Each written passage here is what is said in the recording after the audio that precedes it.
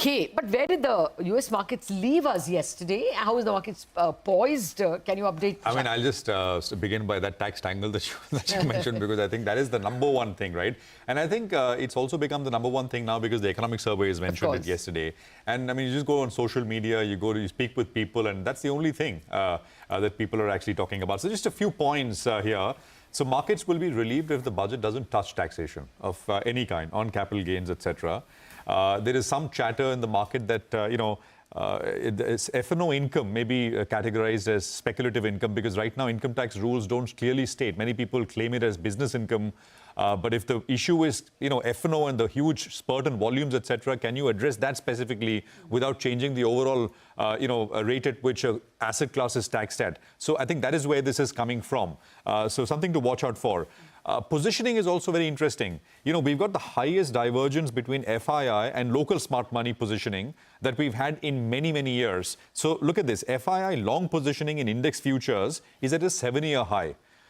Non-institutional, which is super HNIs and HNIs, etc., they are short the index futures big time. Some 2 lakh contracts, right? FIs are long at a 7-year high, and locals, which is HNIs, are short in a big way as well. How will this resolve itself is the question. I've heard some say even before the election result, FIIs were actually short in a big way. But I think there's an important difference. Back then, FIIs were big sellers in the cash market as well. Right now, they are long index futures, but they've also started buying. I mean, in July, they are on track to buy the most they have since December of 2023 in a long time. So I think that's an important difference.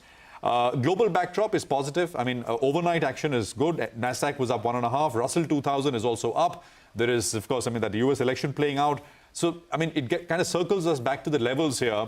Support for the Nifty is at the 20-day moving average. Remember, Nifty Bank, mid-cap index, small-cap index, they've all broken their respective 20-day moving averages. Only the Nifty remains. That level is 24,265. And if that goes, then you're looking at a test of about 23,800, which is the 40-day exponential average. Nifty Bank, it touched the lower Bollinger Band yesterday and then had a bounce. We need confirmations, and the only way you will get confirmation that the sort of correction consolidation is over, if we take out the previous highs for the Nifty Bank, that stands at about 53,357. Support for the Bank Nifty stands at the 40-day, which is 51,266.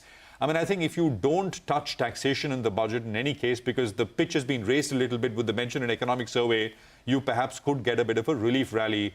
But can the budget itself be a big trigger for the market to, see another step up re-rating?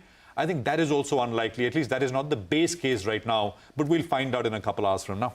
Okay, yes. I just want to put on the table the exact sentences in the economic survey. Yeah. The market capitalization to GDP ratio is not necessarily a sign of economic advancement or sophistication.